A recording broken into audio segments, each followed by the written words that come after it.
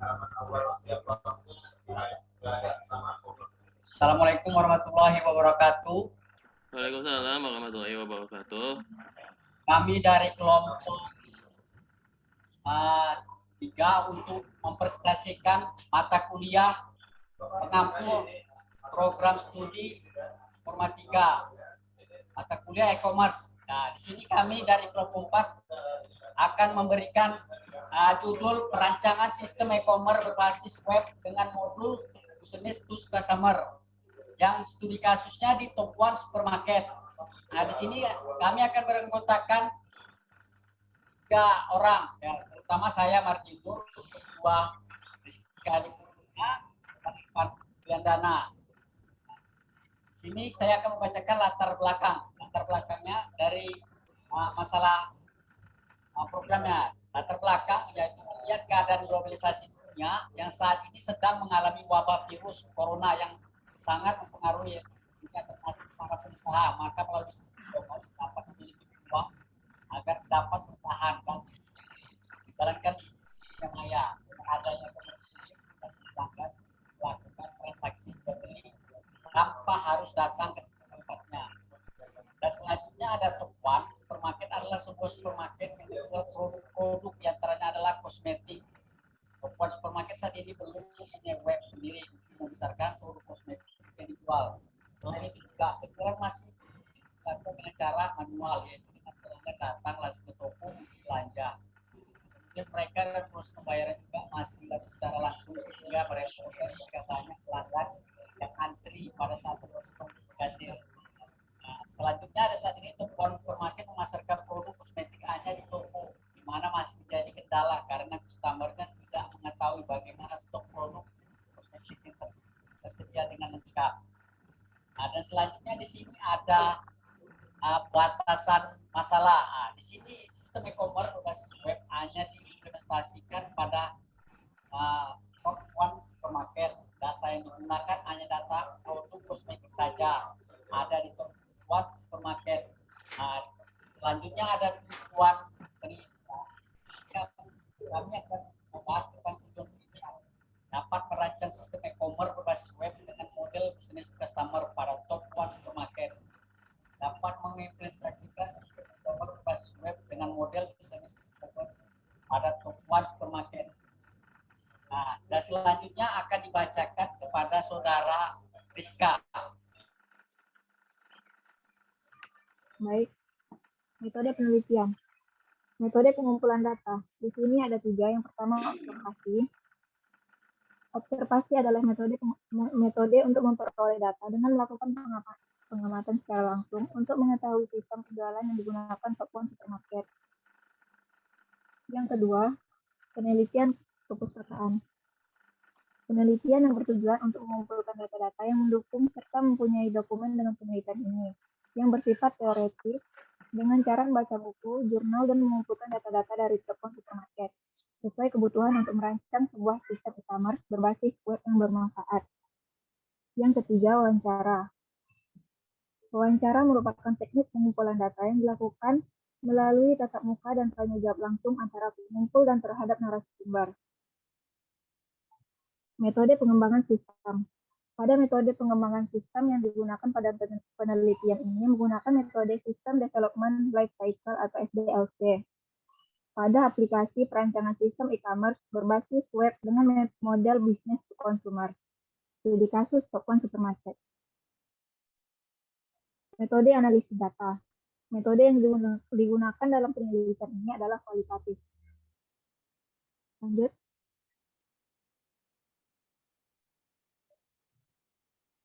Jenis data. Jenis data di sini ada 2. Yang pertama, data primer dan data sekunder. Data primer adalah suatu data yang bersumber dari penelitian lapangan secara langsung yang didapatkan dari sumbernya, yaitu pada saat melakukan observasi secara langsung dari Top One Supermarket. Pada penelitian perancangan sistem e-commerce berbasis web dengan model business to consumer pada Top One Supermarket. Jadi di sini data primernya ada 3. Yang pertama, data produk kosmetik yang ada di Top One Supermarket. Yang kedua, Wawancara mengenai sistem penjualan produk kosmetik dengan kepala toko ataupun supermarket. Yang ketiga, data mengenai sistem promosi produk kosmetik pada ataupun supermarket. Data sekunder. Data sekunder pada penelitian ini adalah dalam artian peneliti sebagai tangan kedua. Di sini, data sekundernya ada 3. Yang pertama, profil toko supermarket. Yang kedua, laporan data produk kosmetik di toko supermarket. Yang ketiga, skripsi dan jurnal yang ada di kampus Universitas Ibnu Sina Batam maupun kampus lain. Lanjut. Metode System Development Life Cycle atau SDLC. Yang pertama, perencanaan. Tahap perencanaan adalah tahap awal pengembangan sistem yang mendefinisikan perkiraan kebutuhan sumber daya, membutuhkan tim pengembang, mendefinisikan ruang lingkup pengembangan, mengidentifikasikan masalah yang bisa diselesaikan, menentukan strategi pengembangan sistem dan pemilihan aplikasi. Yang kedua, analisis. Tahap analisis adalah tahap menganalisa kebutuhan pada sistem, kemungkinan masalah yang akan dihadapi dalam pengembangan sistem, serta cara penyelesaian masalah yang dihadapi. Yang ketiga, desain. Desain atau tahap perancangan adalah tahap setelah analisis sistem yang menentukan proses dan data yang diperlukan oleh sistem, membuat skema database, dan merancang user interface. Yang keempat, implementasi. Tahap implementasi sistem merupakan tahap pembuatan database sesuai skema rancangan dan perancang aplikasi yang berdasarkan desain sistem yang telah disiapkan untuk dioperasikan serta perbaikan aplikasi. Penggunaan atau use.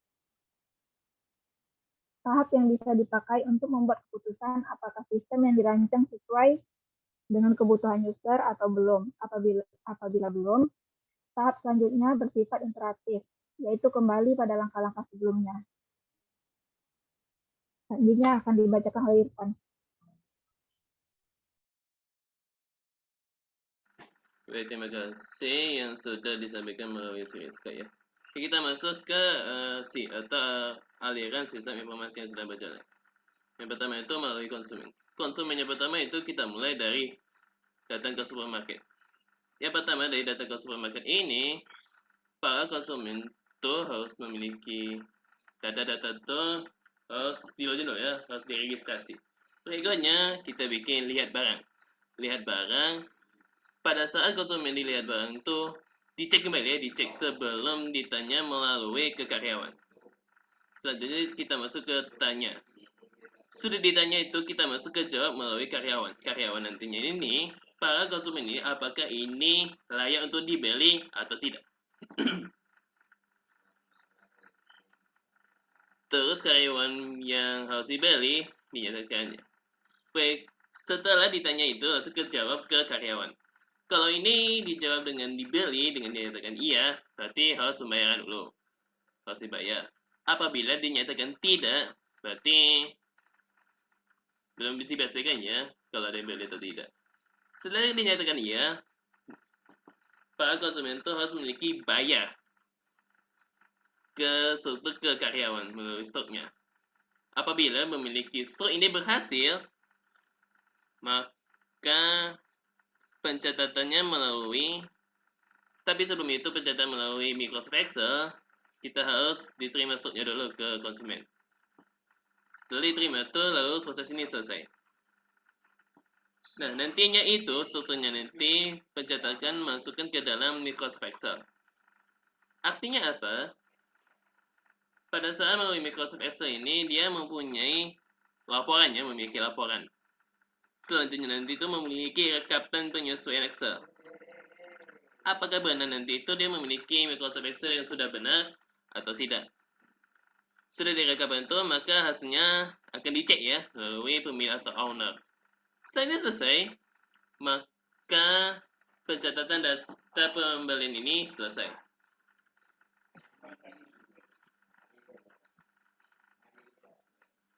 Terus selanjutnya ini memiliki aliran sistem informasi baru atau disebut dengan ASI. Beda lagi nih, Nah, kali ini beda dengan itu tadi dari sebelum-sebelumnya. Cuman, dari sistem penjadwalan tadi itu, kali ini beda lagi dengan sistem berjalan. Pertama itu mulai ke konsumen dulu. Habis itu, kita masukkan ke tab 1. Masukkan ke tab 1 dulu.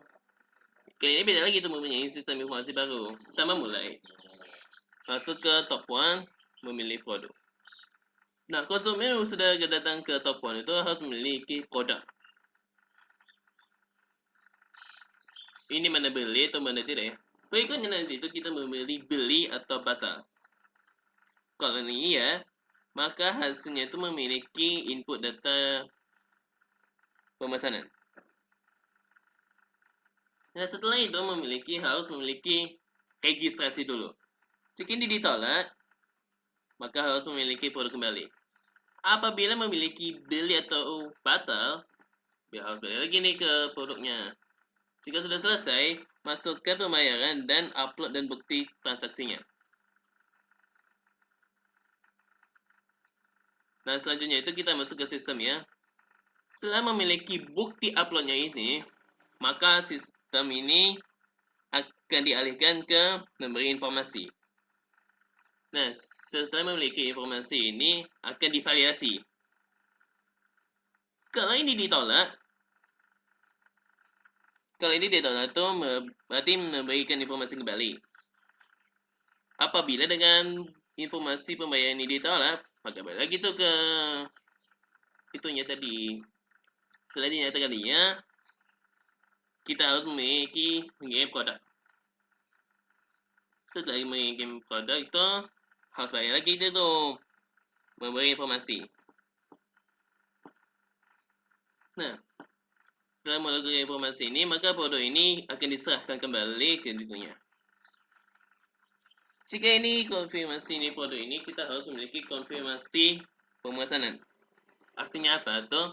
Jika memiliki produk ini sudah selesai, maka konsumen ini harus memiliki konsumen pemesanannya. Ini bisa diterima atau tidak. Setelah ini tidak diterima tuh, maka balik lagi tuh ke dari awal. Kalau ini diterima tuh berarti konsumen itu selesai. Itu aja maksud saya. Ada satu hal lagi ya yang memiliki input data pemesanan. Ke dalam sistem database ini, nah selain itu kita memiliki aliran sistem informasi terbaru yang satu ini, kita harus memiliki database.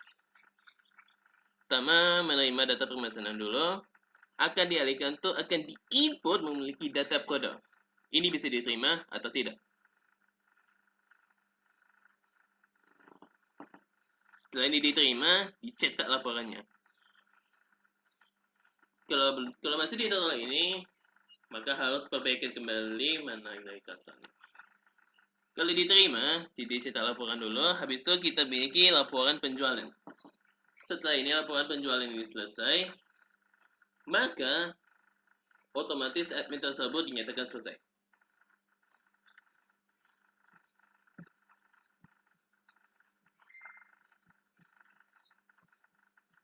Baik, kita masuk ke kesimpulannya. Kesimpulannya pertama ini memiliki bahwa perancangan sistem e-commerce berbasis web dengan model business to business to consumer, studi kasus top 1 supermarket ini dapat mempermudah pelanggan untuk mencari informasi dan membeli produk kosmetik di top 1 supermarket. Bahwa perancangan ini tuh harus mempunyai sistem database. Jika tidak tuh, kita hasilnya error. Dan yang kedua, dengan adanya aplikasi ini, selain dapat mencatat transaksi penjualan dan pemesanan, admin juga dapat mengetahui persediaan barang yang dimilikinya secara real time sehingga diharapkan dapat meningkatkan keunggulan kompetitif perusahaan. Maksud tadi itu dia memiliki aplikasi sistem e-commerce ya, dari business to consumer. Diharapkan untuk meningkatkan kembali dari kesimpulan itu aja. Sedangkan sarannya, penerapan sistem e-commerce berbasis web pada top 1 supermarket ini perlu dievaluasi secara terus-menerus sehingga dapat diketahui bagian manakah yang tidak berjalan secara optimal sehingga dapat meningkatkan mutu penawaran. Maksud tadi itu penerapan dari sistem e-commerce dari berbasis web ini harus dievaluasi dan dianalisis kembali secara terus-menerus. Jika tidak, maka hasilnya ini tidak berjalan dengan lancar. Dan yang kedua, Rancangan sistem e-commerce berbasis web ini dapat dikembangkan lebih luas lagi, yaitu dengan menambah fitur-fitur yang lebih lengkap dan penampilan yang dapat diperbaharui sehingga lebih menarik lagi. Dari sistem e-commerce tadi itu yang barusan berbasis web, itu harus ditingkatkan kembali. Dari segi fitur-fitur dan juga segi-segi penampilannya. Agar apa? Dia para konsumen, admin apa segala macam tuh harus tertarik dengan belanja supermarket di top 1. Itu dari saya.